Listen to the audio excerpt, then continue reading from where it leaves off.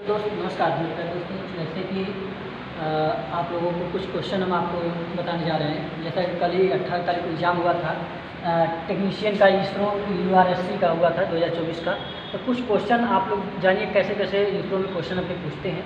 बहुत basic question थे और लेकिन कुछ ऐसे क्वेश्चन जरूर थे कि उसी क्वेश्चन की बेस पे लोगों का होता है सिलेक्शन भी। तो पहला हम बताएंगे किस कहाँ से क्वेश्चन सबसे ज़्यादा पूछा था, इसके बारे में आप जानकारी रखिएगा। फिर आप भी अपने कमेंट बॉक्स में करके बताइएगा क्या आपने दिया, कितना स्कोर किया, कैसा था पेपर, और आप इसके आंसर भी अपने कमेंट बॉक्स में लिखिएगा अगर आता होगा तो। ठीक है, तो पहला देखिए, पहला क्वेश्चन हमारे यहाँ मतलब हो सकता है सीक्वेंस अलग हो, क्योंकि कई लोग हमारे यहाँ भेजे, कई लोग बोले सर पेपर थोड़ा अगर मिल जाता तो ठीक है, तो हम कहे ठीक है अच्छा बना ही देते हैं। तो पहले देखिए सिंगल फेज आपका पैरेलल कंडीशन पूछा था कि कोई भी ट्रांसफार्मर अगर पैरेलल कंडीशन बनाना है तो उसमें क्या क्या हमको सब कंडीशन फॉलो करना पड़ेगा। उसका सेम पोलरिटी सेम होना चाहिए, फ्रिक्वेंसी सेम होना चाहिए, केबी रेटिंग होना चाहिए, कि ये सब उसमें ऑप्शन में था। ठीक है, मैं क्वेश्चन बता रहा हूँ, बाकी आप आंसर आपको मिल जाएगा। फिर पूछा था केबी रेटिंग सेम, अगर कोई भी ट्रांसफार्मर, 3-4 क्वेश्चन था कि कोई भी ट्रांसफार्मर का सेम रेटिंग का कोई 2 kVA का ट्रांसफार्मर है, 2 ट्रांसफार्मर सेम kVA का है, अगर उसको लोड को शेयरिंग किया जाए तो उसकी किसको वो कंडीशन के बेस पे वो अपना लोड शेयरिंग करेगा। तो आप पर यूनिट बेस के अनुसार से मुझे जहाँ तक उम्मीद है कि ये करता है, तो इसके अनुसार से ये चीज़ आपका आएगा। ठीक है, यदि मेरा सवाल सुनिए बस ऐसा। ये पूछा था IGBT और GTO क्या है, वोल्टेज करंट कंट्रोल डिवाइस है, करंट कंट्रोल डिवाइस है, या दोनों है, या ये ऐसा क्वेश्चन था। तो ये आपको अपने अनुसार देखना है और आपका तैयारी क्या है आप कमेंट करके बताइएगा। UJT क्या है, ये भी पूछा था, वोल्टेज करंट कंट्रोल डिवाइस है या करंट कंट्रोल डिवाइस है, या रिलैक्सेशन आइसोलेटर है, या नन ऑफ दिस। तो ये जाहिर सी बात है, रिलैक्सेशन आइसोलेटर में इसका यूज किया जाता है, तो वही से होता है। ठीक है, और दूसरा चीज़ ओम्स लॉ के बारे में पूछा था कि इसकी ग्राफ कैसा बनता है, तो हर कोई व्यक्ति जानता है इसका ग्राफ लीनियर होता है। फैराडे का नियम पूछा था, फैराडे के फर्स्ट लॉ में भी पूछा था। और एक आपका ये भी देखिए केवीए रेटिंग में कुछ ट्रांसफार्मर से सवाल दिए थे कि यदि प्रति टर्न वोल्टेज 8 वोल्ट है, ठीक है, प्रति टर्न किसी भी चीज़ का वोल्टेज इतना है, तो 110 वोल्ट प्राप्त करने में कितने टर्न, 110 वोल्ट अगर प्राप्त किया जाएगा तो कितना आएगा, तो आप कैलकुलेशन करिएगा, 880 आने का संभावना आएगा। ठीक है, ये दिया था 3 फेज इंडक्शन मोटर का अप्रेंस पावर पूछा था। तो अप्रेंस पावर पूछा हुआ था जिसमें वोल्टेज दे रखा था 440 वोल्ट और एम्पियर दे रखा था 10, और पावर फैक्टर की वैल्यू 0.8 दे रखा था, cos 5 वैल्यू। तो ज्ञात करिएगा, थोड़ा इसको ज्ञात करिएगा। उस समय हमने ज्ञान दी, आप ज्ञात करके बताइएगा। उसमें 12 के लिए और 35 के लिए, 52 के लिए ऐसे दिया था। ठीक है, तो आप इसमें पहले एक्टिव पावर रिएक्टिव पावर दोनों ज्ञात करिएगा, फिर अप्रेंस पावर आप ज्ञात करिएगा। ठीक है, तीसरा पूछा था कैपेसिटर, सिंगल फेज की मोस्टली ज़्यादा क्वेश्चन था, सिंगल फेज इंडक्शन मोटर। तो सिंगल फेज कैपेसिटर स्टार्ट और इंडक्शन मोटर के कारण बाइंडिंग जो यूज किया जाता है किसकी रेजिस्टेंस ज़्यादा होती है। जैसे मेन बाइंडिंग और एक एक्सिलरी बाइंडिंग होती है, तो इसमें बताना था किसकी में सबसे ज़्यादा रेजिस्टेंस होता है। कमेंट करके आप बताइएगा। तो इसमें अभी फॉर्म में मैं आपको क्वेश्चन बता रहा हूँ, सॉल्व करने की बात अलग है। ठीक है, आपका खुद आंसर किया आप देखिएगा, नहीं पर मैं सॉल्व दिखा रहा हूँ। तो ये दूसरी चीज़ हमारी आवाज़ का बहुत से व्यक्ति बताइए लोग कैसे करें मानना है। तो पहली बात 10वां क्वेश्चन हमने बता दिया कि आपको सिंगल फेज मोटर में किसका टर्मिनल बदल कर, इसमें दिया था कि सिंगल फेज मोटर में किसका टर्मिनल बदल देने से उसकी रोटेशन बदलती नहीं है। ठीक है, तो ये नहीं बदल जाता है, ये नहीं बदलती नहीं ऐसा क्वेश्चन था। इसमें आपका यूनिवर्सल मोटर था, रिलेक्टेंस मोटर था, शंट मोटर था, डीसी सीरीज मोटर था। ठीक है, ये 4 ऑप्शन में था, मैंने आपको बताया।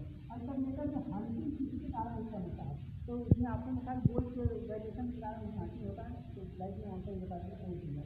अल्टरनेटर में वोल्टेज ड्रॉप, इसमें वोल्टेज ड्रॉप के कारण क्या क्या हो सकता है, रेजिस्टेंस के कारण होता है, रिलेक्टेंस के कारण हो सकता है, आर्मेचर रिएक्शन के कारण में हो सकता है। उसमें क्रॉस रिएक्शन में दिया था वो चीज़ आता है।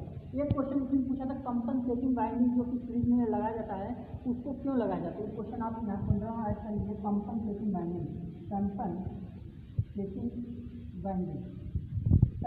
बाइंडिंग पूछा था उसमें क्यों, तो वो क्रॉस आर्मेचर क्वेश्चन को समाप्त करने के लिए, बीम क्वेश्चन के लिए, या ये लॉसेस के लिए, ये चीज़ आपको ऑप्शन मिला था।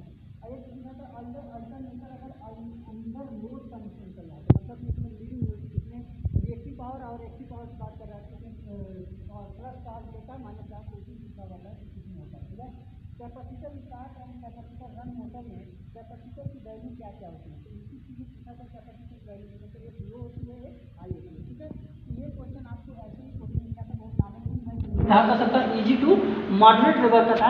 इसमें सब लोग क्वेश्चन करके आएंगे, क्योंकि आपको पता है कि 80 क्वेश्चन टोटल मिलना था। ठीक है मेरे दोस्त, अब उसमें 70, 75 कुछ कुछ तो 80 लोग भी मारते हैं, तो 80 वालों में तो मैं नहीं कर सकता, क्योंकि हर 5 क्वेश्चन तो हमेशा अब डाउट होता रहता है। ठीक है, तो ये 70, 75, 80 क्वेश्चन यहाँ से पूछेगा। तो ये मैं कुछ आपको डाटा दे कि इसी बेस पे था, बहुत पूरा क्वेश्चन याद कर पाना बहुत मुश्किल था। तो ये वायरिंग से एक क्वेश्चन था कि वायरिंग में लूप विधि से किसमें तार को बचाया जा सकता है। तो उसमें जंक्शन बॉक्स, कई बच्चे जंक्शन बॉक्स मारते नहीं, जंक्शन बॉक्स में आप वायर कट जाता है, लूप मेथड नहीं हो पाता। उसमें बोर्ड से मतलब स्विच से सॉकेट के बीच में बात बोला था कि वो भी लूप विधि हो सकता है, उसमें तार बच सकता है, सेलिंग रोज तक जा सकता है। ये थोड़ा सा डीपली क्वेश्चन था, देखने में आपको ऑनलाइनर लगता है, लेकिन तो ऑप्शन के बेस पे देखो तो क्वेश्चन अपने आप में दम था इसमें।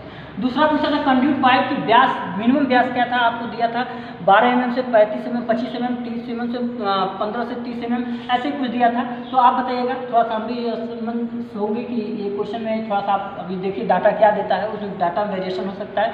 मेरा मानना था कि आपको 12 mm से जो 25 mm दिया है ये आपका होना चाहिए। कुछ लड़के 15 से 30 बता रहे थे, तो मैं उस पर एग्री नहीं कर रहा था थोड़ा सा। तो देखिए क्या कुछ पे करता है। फिर पूछा था मरकरी वेपर लैम्प को नियंत्रित करने के लिए किस चीज़ का, जैसे वोल्टेज डिवाइस पे या करंट पे, ये इस तरीके से उसमें पूछा हुआ था। और ये आपका 17वां क्वेश्चन, ये एन टाइप मटेरियल के बारे में पूछा था। मुझे बता, ये हर बच्चा क्लियर होगा। इंट्रिंसिक मटेरियल में जो इलेक्ट्रॉन की बैलेंसिंग करने के लिए कितने इलेक्ट्रॉन होना चाहिए, तो 4 होना चाहिए। तो ये चीज़ एलिवेटर में किस मोटर का प्रयोग करते हैं, DC shunt motor, DC series motor, DC cumulative, DC compound, ये 4 ऑप्शन था। तो डीसी सीरीज मोटर आप लोग अगर मारोगे तो भी सही है। पिक फैक्टर के बारे में पूछा था, जो RMS अपन क्या होता है, एवरेज वैल्यू। ठीक है, सॉरी, पिक फैक्टर बराबर पिक अपन RMS वैल्यू होता है, तो इसकी वैल्यू 2 होता है। अब पिक फैक्टर कोई किस नाम से जाना जाता है, कमेंट करके बताइएगा। चलिए बता देते, क्रस्ट फैक्टर के नाम से जानता है। साइनोसॉइडल में RMS की वैल्यू पूछा हो, तो RMS की वैल्यू उस तरह नहीं पूछा था, VM माइनस अपन 2 VM नहीं, उसमें 0.70 वाला ऑप्शन देके 0.63 वाला ऑप्शन देके उसमें किया था।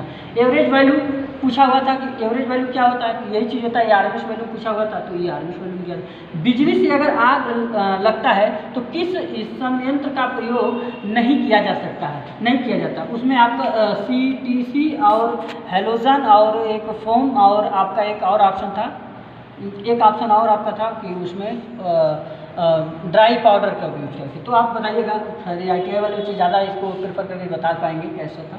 तो यदि विद्युत के घुटन के कारण विद्युत में कोई यदि कोई व्यक्ति घुटन के कारण बेहोश हो जाता है तो उसकी प्राथमिक उपचार क्या कर सकते हैं। पानी से छिड़काव किया जा सकता है, मुंह से मुंह कृत्रिम दिया जाता है, तो और फिर एक आपका उसको हवादार एरिया में ले जाकर, तो बहुत से लोग मुंह से मुंह कर दिए क्योंकि उनका मुंह से मुंह में ही जाना जाता था, इस वजह से मार दिए। और एक चीज़ और था उसमें कि लोगों ने पानी का छिटका मार के उसको होश में लाने का, तो ऐसा नहीं था। उसको पहला प्राथमिक उपचार उसको भाई जहाँ घुटन के कारण हो तो उसको बाहर ही तो किया जाएगा, तो ये आप बाहर करिएगा। बैटरी की चार्जिंग मतलब बहुत बैटरी कोई बहुत अधिक तेज में चार्ज कर रहे हैं या बहुत तेज में डिस्चार्ज कर रहे हैं, तो उसमें क्या होगा, वो बकलिंग का आपने पढ़ा होगा, सल्फेशन पढ़ा होगा, तो इसी में ऑप्शन था बकलिंग, उसका आंसर सही था। तो ये पूछा था यूपीएस ऑपरेटिंग कंडीशन में, मतलब कोई भी सप्लाई कट जाती है तो जो यूपीएस अनइंटरप्टेड सप्लाई लगी होती है, पावर सप्लाई लगी होती है, अनइंटरप्टेड पावर सप्लाई, ठीक है। तो उस कंडीशन में उसका दिया था 10 मिलीसेकेंड, 10 माइक्रो भी कर सकते हैं, 10 9 8 0, तो ये ऑप्शन था। तो अभी मैंने गूगल किया तो उसमें दे रहा था कि 9.88, तो अप्रॉक्सीमेट 10 दे रहा था। आप बताइए कमेंट करने कितना होगा। यदि एक बैटरी का धनात्मक टर्मिनल क्या हो सकता है, जैसे PbSO4, ठीक है, KH2O ऐसे दिया था, तो उसके पॉजिटिव धनात्मक टर्मिनल में ये चीज़ दर्शाता है, ये चीज़ पूछा हुआ था। एक पूछा था टेस्टर में, ठीक है, तो टेस्टर में पूछा था अर्थ टेस्टर किस सिद्धांत पर कार्य करता है, तो वो पूछा था अर्थ टेस्टर। और एक अर्थ टेस्टर की जो P1 C1 P2 C2, ये 2 क्वेश्चन, तो ये वाला एक क्वेश्चन था। तो आई होप कि मैं आपको लगभग 30-40 क्वेश्चन, मेरे जो मेमोरी टेस्ट में ऐसा क्वेश्चन था, मैं कई लोगों से तो मिला भी कुछ लोगों से, तो ये मैं आपको पूरी तरह से दिया। आई होप कि ये पूरी तरह से जो लोग भी इसरो का या कोई भी कम्पिटिटिव एग्जाम की तैयारी करने का प्रयास करेंगे, तो मैं अपने यूट्यूब चैनल पर चढ़ा दिया। और आपको कैसा लगा एक बार जरूर कमेंट करके बताया करिए। आप लोग व्हाट्सअप ग्रुप में ऐसे मैसेज कर देते हैं कि सर ये ऐसा था, ऐसा होना चाहिए था, नहीं आप सर मत करिए, वो भी है, वो आप ही लोग का चैनल है, आप ही लोग का है, मेरा कुछ नहीं, बस ऐसे जो यादगार के रूप में मैं डाल देता हूँ कि रहेगा। तो कोई बच्चा हो सकता है तैयारी करता हो, कोई ITI का होगा, कोई कहीं का होगा, तो उसके लिए हो सकता है कुछ हेल्पफुल हो जाएगा। तो ऐसा क्वेश्चन कुछ मिला था। और बाकी आपका कोई बताइए कि आप कितना 80 पर कोई आप एग्जाम देने गए हैं, तो आप बताइए 80 में आप कितना क्वेश्चन करके आए हैं, ठीक है। अब क्या इसका स्कोर होने वाला है, आगे किसी भी चीज़ पर अगर चर्चा होगी तो इस चीज़ को बताया जाएगा। आई होप कि आपको वीडियो समझ में आया होगा। तो चलिए इसी के साथ मैं अपनी वीडियो समाप्त करता हूँ। लाइक शेयर अपने दोस्तों के साथ करना ना भूलिएगा। ऐसे ही कुछ वीडियो हम अपने यहाँ अपलोड करते रहते हैं। जय हिंद।